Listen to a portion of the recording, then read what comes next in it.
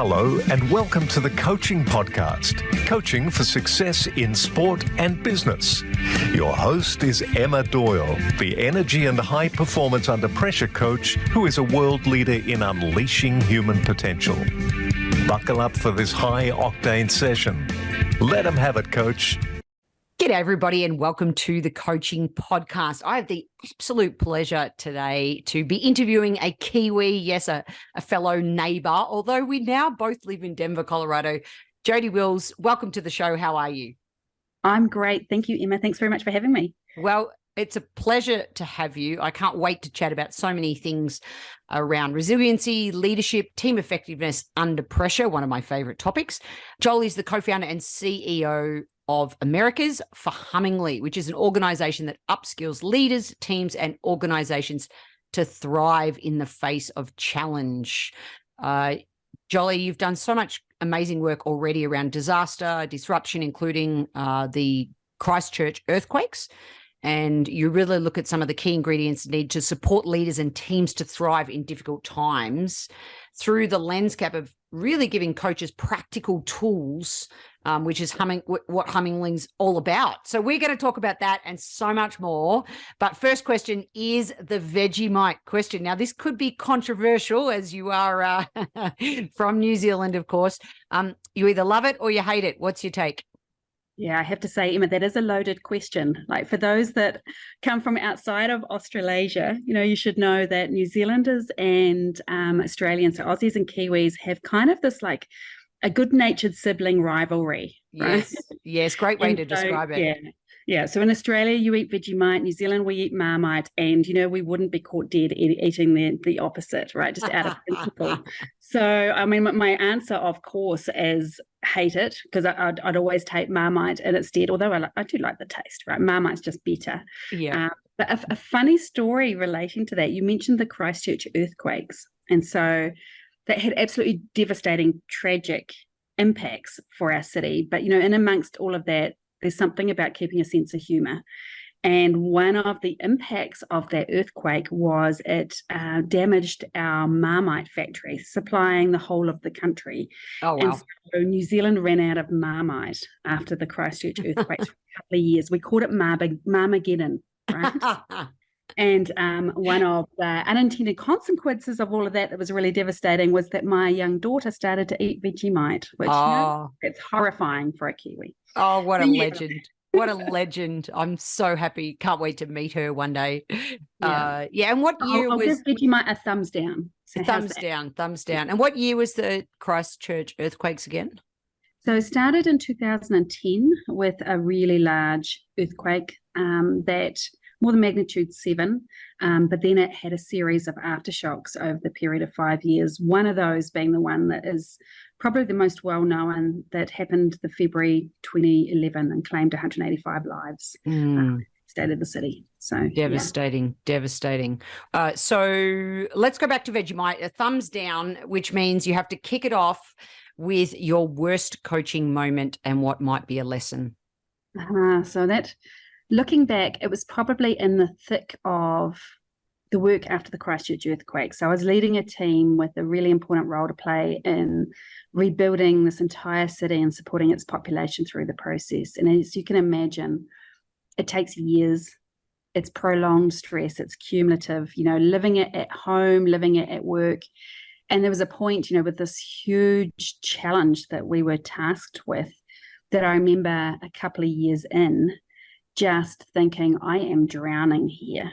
That we call it the superhero curse, that idea that the more capable you prove yourself, the more you attract, until you have attracted so much that it is just unsustainable and near on impossible. And it was that moment where I remember thinking, there is just so many balls. There are so many balls in the air, and I can't afford to drop any of them, and I am drowning. So I remember that moment and thinking at the time, having that realization, if I'm in this spot, how can I be the support that I need to be to others? How can I lead others well when I'm in the spot myself? It's probably the low point for me of, one of those leadership moments. Yeah, and a great lesson there around, when we don't take care of ourselves, we can't take care of others. I know Yeah. that sounds so simple, and sometimes I feel like I don't even take my own medicine as well. It's very easy to go, yep, she's the podcast host, she's got it all together. No, I don't. And I think we have to prioritize that self-care now more than ever, don't you think? Absolutely. Absolutely. And it's one of those, sometimes the realizations we need to come to are really obvious. For me, I remember thinking one of the biggest learnings that came out of that, we talk about post-traumatic growth, but one of the biggest learnings for me, and it is so obvious on the surface, was that idea that our energy and time is finite. Right? I kept operating like I could just find more energy, find more time. It just doesn't work that way. And so when you can recognize that and operate from that kind of principle of my energy and time is finite, then I have to be really intentional about where I'm putting those things for the greatest impact. And then operating from that kind of approach, it was a really transformational moment because I couldn't keep on pretending energy and time is finite. That was not working for me or anyone else. Yeah. Awesome insight. Thanks for sharing that. What about on the flip side, coaching moment that went really well? It's probably that same moment, when you go from, okay, I'm drowning here and this isn't working. I remember taking a break.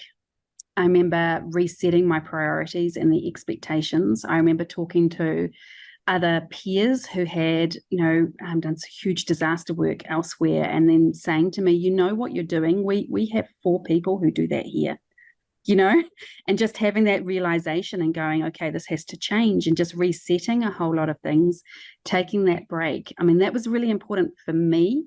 But what was that I didn't expect, I think, was having the impact of that decision and that approach on the people that I was leading and supporting and coaching, because they were saying, actually, you role modeled something that I really needed to, when I see that you're doing that, I realize actually I need to take a look at my own load and make some calls myself as well by, I guess, role modeling and giving permission and really making it clear that this is essential.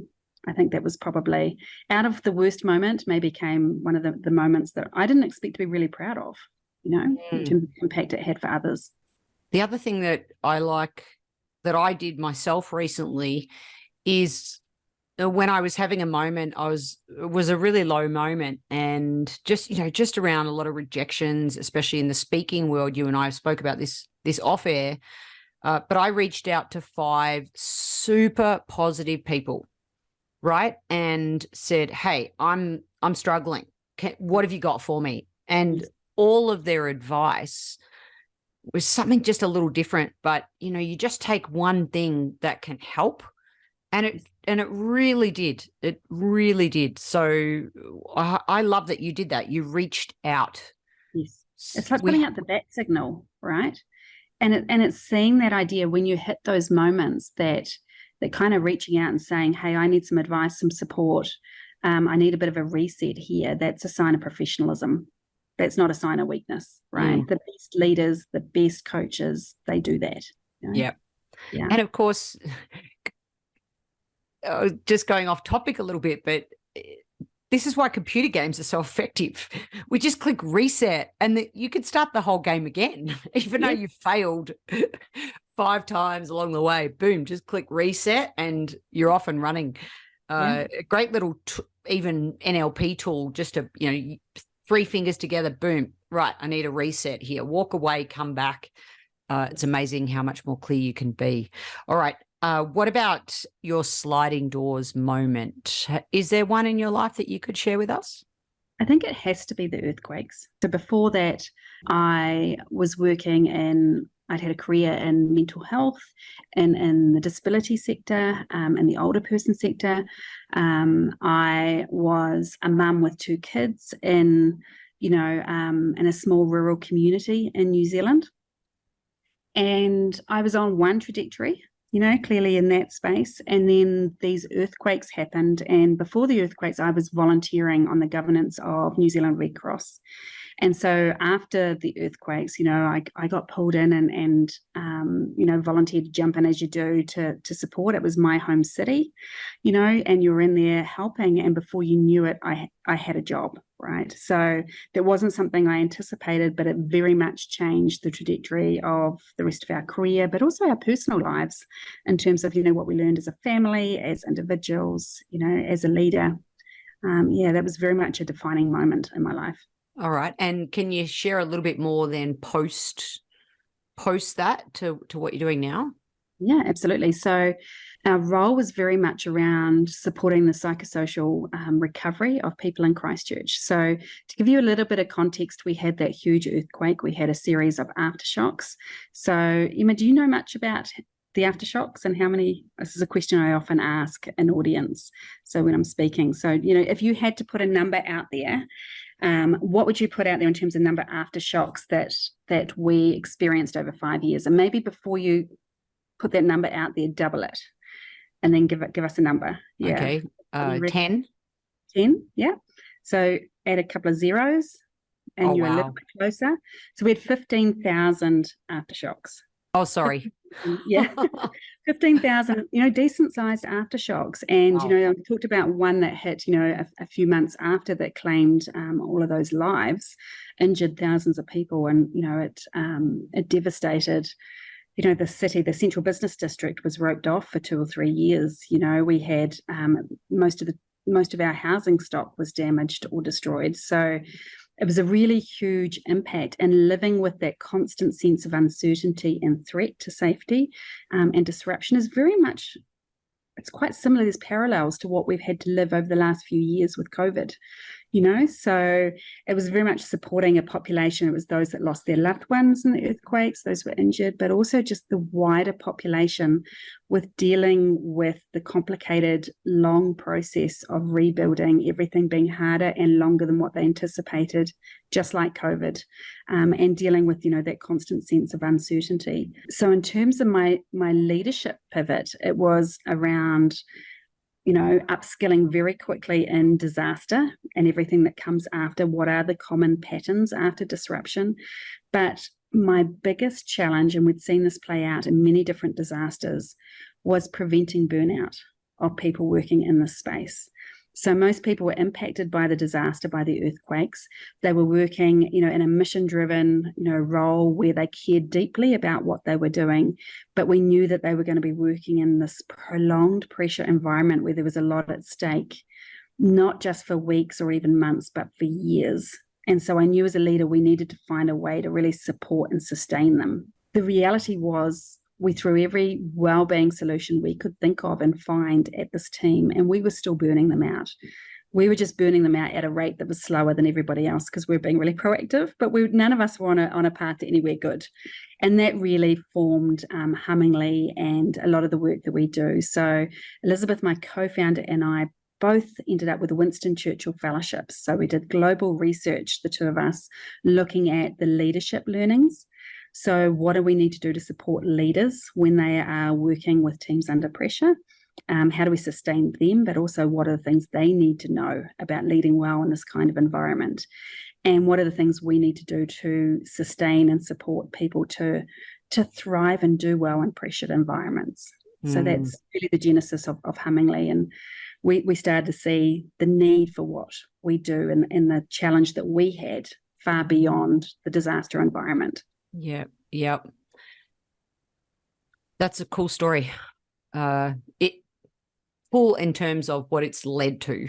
Yeah. Out of the adversity of something like that. And of course, I spent some time in Christchurch just after the earthquake. Fortunately, I didn't experience any of the aftershocks, but I did love the way even those shipping containers were turned into these amazing cafes and, how everyone rallied together. So I got to experience that, and I love the city, and I highly recommend everyone go and visit Christchurch. It's a cool place. So, it is. All right. In 1 to a maximum of 3 words, what do you think makes a great coach? I'd have to say curiosity, empathy, and courage. They would be my 3. Okay, so curiosity. I think I mean, you see this especially when people are under pressure, but when you're a coach, what you first see, right, and what you first hear is often really clouded by your own experience or your own judgments. And so, if we can suspend those judgments or using the lens of your experience, you can do that I believe you can do that most effectively by being a curious explorer. So I think that's the curiosity is getting curious. It helps you suspend your own lenses, in a sense. Empathy, I think, because people really need to know that you care, right? They need to know that you have their best interests at heart. They need to feel heard. They need to feel valued and cared about. And doing that creates the safe space, for those courageous questions and those conversations that really make a difference. So, which brings me to courage. It's the courage to be able to ask the questions, when the time's right, obviously, but the questions that are going to be those circuit breakers, the questions that are going to help people take the honest and fresh look at themselves or their situation, or to be able to see or frame or respond differently to what they're going through. One of my favorite circuit breaker questions is as simple as, so what's the truth here? Or, what is it that you're not saying? Yes. So many other great sort of circuit breaker questions. I've never heard them described as circuit breakers before. I love that. I'm going to steal that one.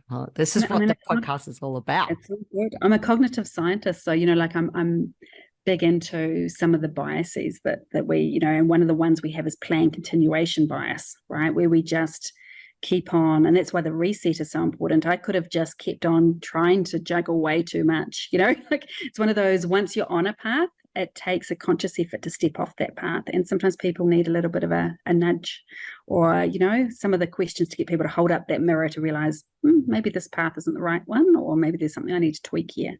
Yeah. Can you say that one more time? Planned what? Plan continuation bias. So it's that idea that whatever you already have in action, so it's that, often people you'll see it too, the inertia. I guess it takes, there's a gravitational pull to doing what you're already doing, the way you're already doing it, so it takes a lot more effort to be able to step away, to explore something different, to look at it from a different angle, to take a different approach. Yeah. And sometimes we need to remove ourselves from a certain situation to be able to see things differently, don't we? Yeah. It's like that frog in the boiling water, often, coach is really great to be able to say, hey, I think the water's getting pretty hot here. Have you taken a temperature check lately? Yeah. Versus just staying where you are, maybe in a situation, or, using an approach that's not particularly healthy. Yeah, absolutely. All right. Our last official question is where we ask you to ask us a question. What's that one question that you love to ask of others? This is kind of a little bit meta, but it's that idea that I'm big on questions. So we have a workshop in a box for leaders where through the workshop, they are developing their own guiding questions to help them with their leadership.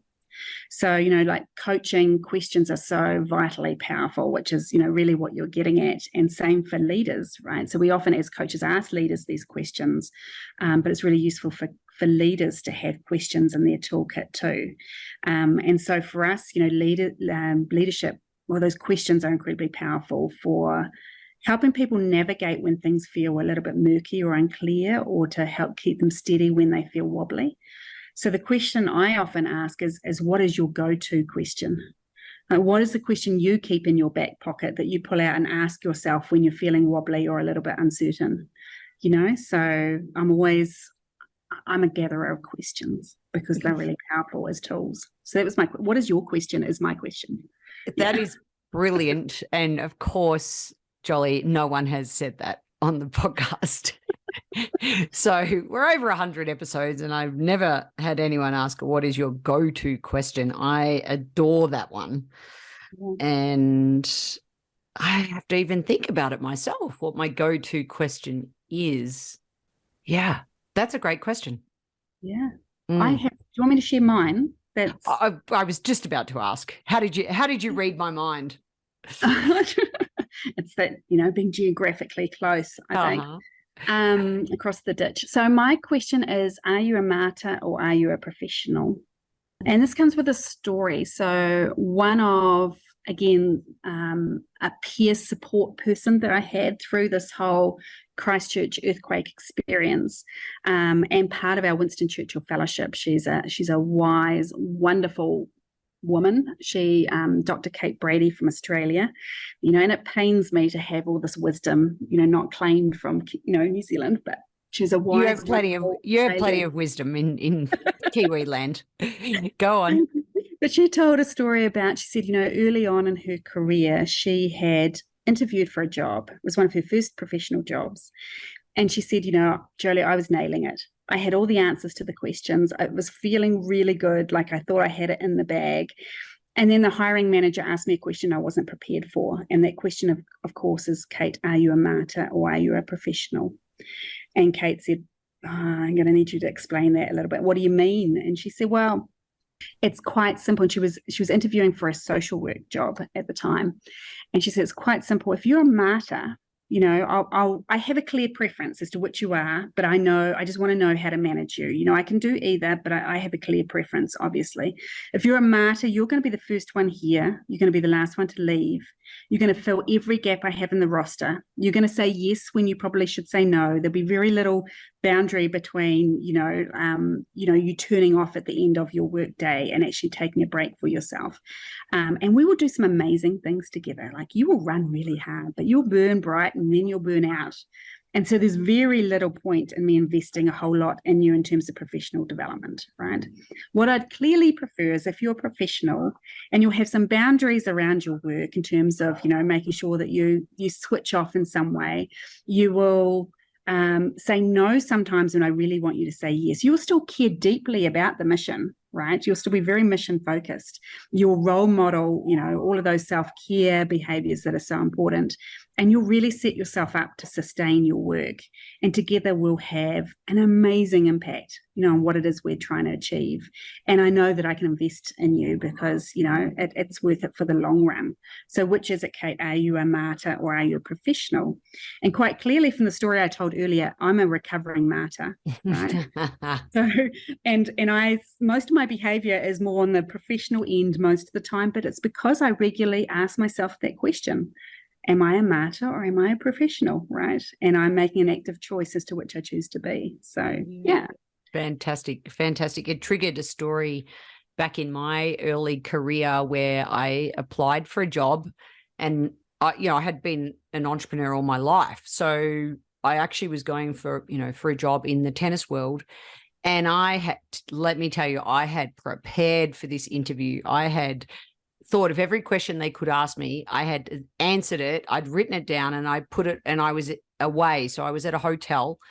And so I put the answers on this double bed. So imagine every single question you can imagine. This double bed was filled with all the answers.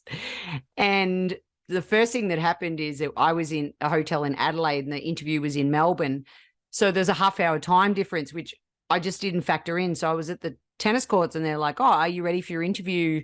We'll call you back in 5 minutes. So I raced back to the hotel. So I'm running in the door and they asked me something as simple as, what's your coaching philosophy? And I'm like, oh, I've got a really good answer to that somewhere on the bed. It was like, it was almost the martyr approach because I'd over prepared for this thing. Instead of really trusting your instincts, which relates to being more of a professional, am I taking on too much? Yes. What is my coaching philosophy? Being able to talk about that and being able to know exactly what you stand for and what your purpose is. It's now almost, in some ways, one of the things I love about this podcast is after the official questions are over, which they are, now I can ask you anything I want. But I never, now learning from that experience as well, long story short, I never prepare, right? I talk about what comes up. Yeah, where the conversation is meant to go, right? Exactly. Yeah. So that triggered that one for me. All right. I want to first ask about, how did you come up with the name Hummingly? Oh, great question. You'll laugh because we started off as McNaughton and Wills. So that McNaughton is Elizabeth, my co-founder's last name. Wills is my last name. And we started, very much helping in the consulting space before it brought us the time to really develop our workshops and our physical products. And so it worked for a time, right, that name, but it really sounds like a couple of lawyers, does it not? It does. Yeah. We're like, this is not the vibe of us, we are. We work in a very challenging environment where there's a lot at stake, but I think it's the cognitive science of it too, the ways in which we bring the solutions to people cannot be more work when people are already overburdened. It cannot be that sense of this feels too hard. It's got to be things that bring delight, that give people hope, that uplift, and are practical and effective. And so we're like, okay, what is that? And so we worked with an agency for a while who would bring out names like Bounce, or there was a lot of wellbeing type approaches, which are really, really important. But for us, the wellbeing piece was about performance. So we had to have an action component. So that positive, good vibe around that aspirational, where we're headed, but it's all about being able to perform and do great things. And so Hummingly kind of had both. We talked about, bounce. When you go through a tough time, there's not a lot of bouncing. When it comes to resiliency, sometimes the resiliency can feel like holding on by your fingernails, And so it's that, that realistic, we want to get people humming again. We really want to, have that positive, optimistic, that's where we're headed, but in a way that's realistic and action focused. Yeah. So. And also it seems very calming. Like when you hum. Yeah. Like hum along. I'm one of those ones. I sing along to everything and I don't know any of the words. So half the time I'm humming.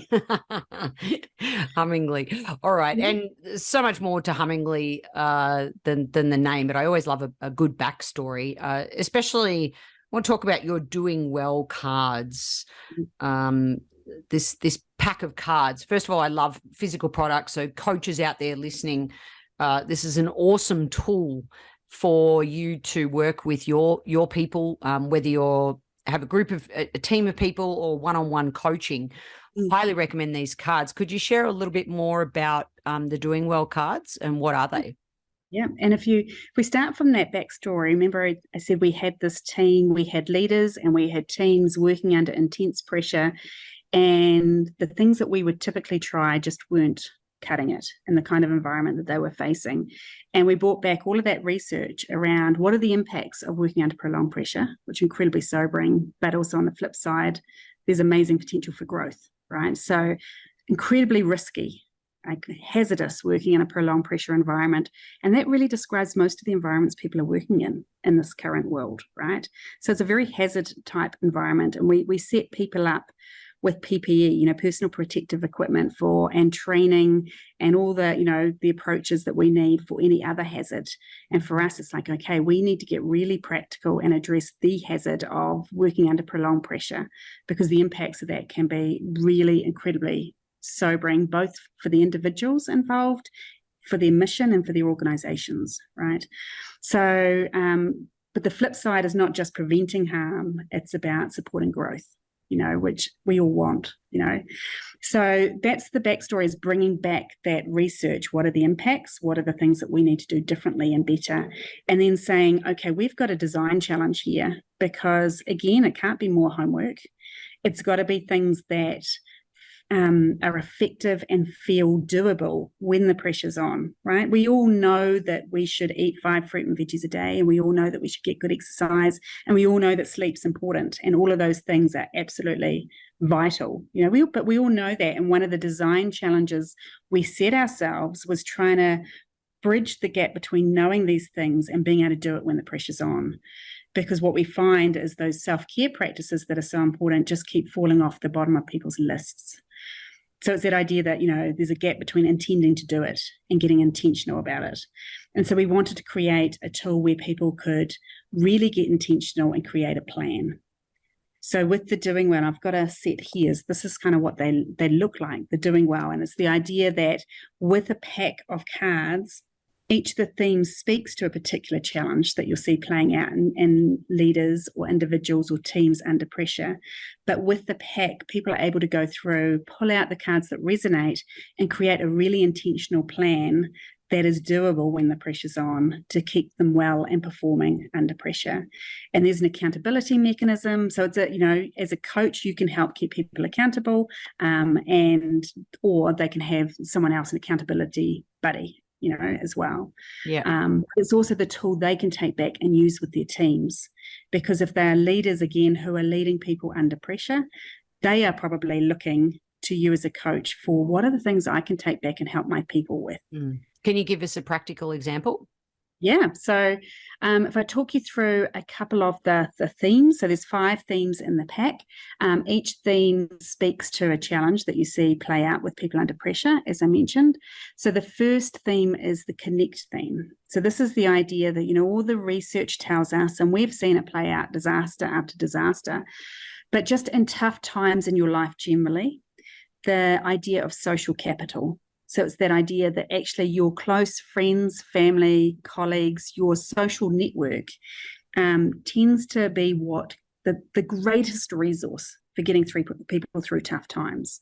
So people who have that social network and use it when the tough times are, playing out, they're the people who have better outcomes. They're the people who will perform better, will avoid some of those risks. And so knowing that, we spend a lot of time on education around the importance of that social network. But again, what you tend to see play out when the pressure's been on for a while, people pull away from their social networks. Like, I'm too tired to have that wine with my friend on a Friday night. I can no longer do that Tuesday night, sports commitment that I used to, because my to-do list is just too unpredictable.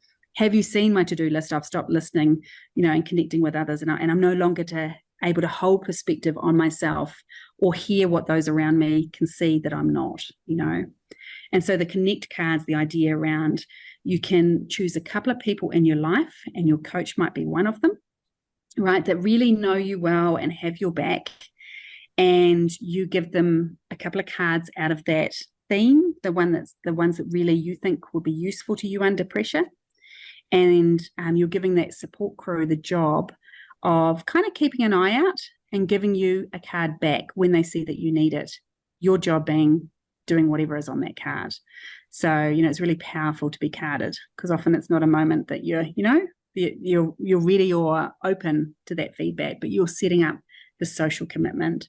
So it's mobilizing that social crew that will get people through tough times. And then there's another theme in there called damn good decisions. And again, as a cognitive scientist, the impact of stress, negative stress, when it's gone on for too long or become too much, on our ability to make great decisions is, really well documented in the research. And, I've been my own social experiment around all of that and led people in really difficult times. So you see how that plays out. But often you're making critical decisions at a time when you're really under pressure. And then, having to clean up the mess of not having the prefrontal cortex of your brain online, to be able to make the great decisions you need to. So in that set of cards, there's a series of questions that you can use to test a decision against. So you can do that as a coach with your client, or they can do it for themselves in a quiet moment, or they can use them with their team. So, you're pulling from these different themes, all speaking to challenges that people have under pressure, and you're creating a plan to help prevent burnout and to set you up to perform under pressure. But they also there's an activity guide with them, because what we didn't foresee is the amazing ways that people can use them to have well-being or coaching conversations. Yeah. Fantastic. So I highly recommend checking out the Doing Well deck for supporting well-being of coaches and their clients and their teams. And also there's the workshop in a box. I know you have 2 of those as well. What I love about the concept is you could have a HR manager or a chief people officer could actually facilitate that workshop, the workshop in a box. And it's guided right there, because you and Elizabeth, of course, can't be everywhere helping people through these really difficult times. So I love the concept that you've created. Also, I'm very kinesthetic. So the idea of, just deck of cards and being able to hand them to different people. And, it's a great concept. So congrats on that. Do you want to just talk to the workshop in a box? Yeah, I just talked to that briefly. And it's the idea that, again, you've got leaders who are under pressure, right? And they might be your coaching clients. And, you're working with them on their leadership, and how they are doing is going to have a huge impact on how the people they are leading will do, right? But one of their biggest challenges is often, I understand that I need to support my people, and you'll be working with them on, having conversations with their people, all of those pieces. But to make it really easy, not to add extra load, we've packaged a lot of that up for them. So you can be working with them on, their coaching conversations, but they can also go back into their teams, and there's a workshop in a box that supports leaders. So they can bring other fellow leaders together. It's got a lot of the learnings from more than 100 crisis leaders around, and again, your people don't need to be facing a disaster to be experiencing pressure, but around what do we need to know as leaders about leading well through pressure, and how do we need to sustain ourselves. On that note, I have to ask them, what are your top 3? I know there's 100 different, but what are your top 3 tips for leaders out there who are coaching their people and they're having a tough time? I think the first one is knowing that where they're at is going to determine how their people are. So there's a story for that one. Again, it's one of those questions that I talked about, leads to one of those guiding questions. One of the people we interviewed on our Winston Churchill Fellowship was an amazing leader who had a phenomenal reputation. Her achievements were just incredible. It was one of those, you could not believe we had the opportunity to interview her kind of people.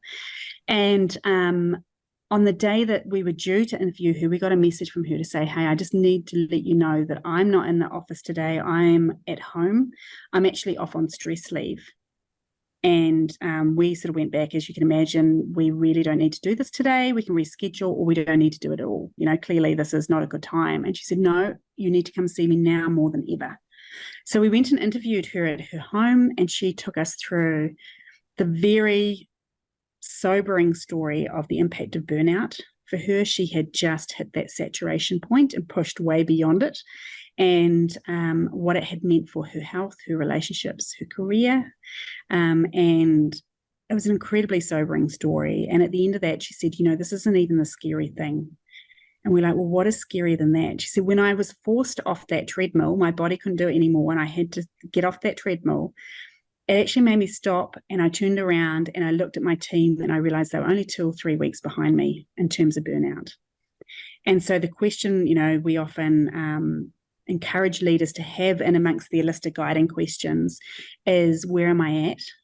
Because that's where I'm leading others to, right?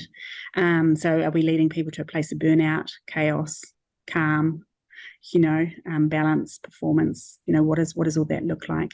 So the first one is really acknowledging how hard it is for leaders to look after themselves, because they're often thinking about their people, but how vital it is. And that story and that question is often a really helpful thing to cut through that, And so that was how this interview started. That was your story too. Yeah. Love it. Yeah, very much so. So the first one is how your leader is doing, like what is their plan for sustaining themselves? Do they have the awareness as to how they're doing and what they need to be able to sustain themselves as a leader? And it's often an endurance piece, right? So what is their setup? So setting them up well. The second one, I would say, and we talked about this before, is having a crew. Like, who are their perspective checkers? Who are their wise heads? Who are their truth tellers? Who are their people they can be vulnerable with? And you will be one of them as a coach.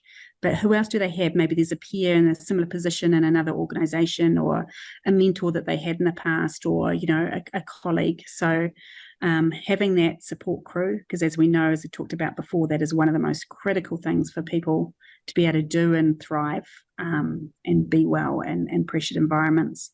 Yeah, and I just think I'd just jump in quickly to say, when you just describe that, it's not just who are your 5 support people, it's almost your different types, your truth tellers and your wisdom leaders, your coaches, your colleagues. So, being able to list a couple of people in each column, I'm assuming, is exactly what you're talking about there. Yeah. And then the third one would be having that set of leadership questions, right? What are those questions that you can pull out when things feel uncertain, when things feel wobbly, when you feel overwhelmed, or when you're at a bit of a crossroads, and you need a bit of a compass? Yeah, having that set of questions, leadership questions, which is part of what is developed as part of that leadership workshop in a box. Go on, give us one. Give us one more. What is an example of one of those leadership questions? We've talked about where you're at and where you're leading others to. Are you a martyr or are you a professional? The other one that we often encourage people to at least think about is what is most important to you in your life, and what do you need to do to protect that? Because what we see under prolonged pressure is, people get very task-oriented, which is, again, the cognitive science of it. And we step up to a challenge and we throw everything at it, and we often put on hold some really vital things in our life, thinking that this challenge is just going to be a temporary thing. And when it turns into something that is longer and harder than what we anticipate, and we put on hold our health basics, the things we do to nurture our relationships, that time reading our kids' stories in the evening if you're a parent, some of those really vital things in your life, the things that give you joy, that if you've put some of those things on hold for a long period of time, we've seen the tragic impact of people coming out the other end of doing, we can't put our relationships on hold in terms of not nurturing them for a prolonged period without there being an impact. Same for our health, same for parenting, all of those things. And we've seen what happens when people take that approach. So keeping the things that are really vital in your life front and center, and thinking, what do I need to do to protect them and to keep them, well and well functioning and looked after through pressure, is really important. So, doing an audit, for example, of your calendar and your diary. Those things that are most important in your life, are they reflected in there? Are they on your to-do list? Or are they going to get bumped off all the time, with tragic impacts? That would be another one. Well, with curiosity, empathy, and courage, I'm going to work on holding my planned continuation bias with connection, damn good decisions, and my support crew. Jolie Wills, you have been just a pleasure. I feel like we only just scratched the surface of your amazing knowledge. So everyone, please check out her website and follow Jolie Wills, because she's just awesome. And I'm so happy she's in Colorado, and we get to hang out more frequently and build that bridge between Australia and New Zealand. Although I do love the All Blacks. I feel like I cheer for them half the time, and the ethos of what they're all about. But anyway, look, on that note, thank you for being on the Coaching Podcast, and keep doing what you're doing. You too, Emma. Thanks very much for having me. Thanks, everybody, for listening. The Coaching Podcast is sponsored by the Samson Agency, a boutique talent agency managing entertainers, artists, and athletes. You can learn more at thesamsonagency.com. And if you're interested in becoming a coach, check out opendoorcoachingusa.com for all our latest courses in Leader as Coach and our high performance workplace coaching certification. And if you enjoyed this episode of the Coaching Podcast, please share it with a fellow coach, and thanks for listening.